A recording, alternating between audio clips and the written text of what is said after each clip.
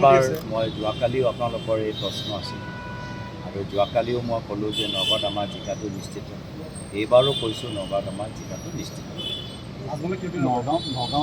আমাৰ জিকাটো নিশ্চিত। কোন ক্ষতি বাকীটো দলটোক ক্ষতি কৰিবলৈ চেষ্টা কৰিবই, এনে চেষ্টা থাকিব কিন্তু নোৱাৰিব। আজমল ফেক্টৰ হ'ব নেকি কিবা? তেখেত আৰু বিজেপিৰ বি টিম হয়তো ভালেই পাব। আজি দুয়োজনৰ মাজত আজিতো তেওঁলোকৰ এতিয়াতো গোপন বুজাবুজিও নাই, সকলোৱে আমি বুজি পাওঁ কিমান যে ভাল, কিমান যে মৰম। এতিয়া কেন্দ্ৰীয় চৰকাৰে এই FCRA যেনে বেচৰকাৰী সামাজিক সংগঠনবোৰ ক'ৰ পৰা ফাণ্ডিং পায় তাৰ ওপৰত তেওঁলোকে তদন্ত বিচাৰে।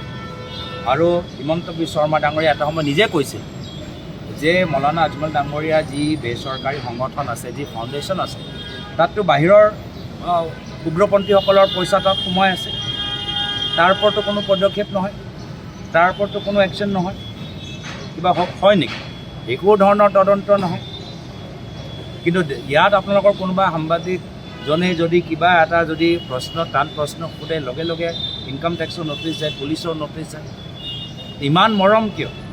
ইমান মৰম তেতিয়াই হ'ব পাৰে যেতিয়া বিজেপিয়ে যদি মৰম কৰে, তেতিয়া ভাবি লওক যে তেওঁলোকে বিজেপি হৈ কাম কৰি আছে, যাৰ কাৰণে মৰম পাই আছে।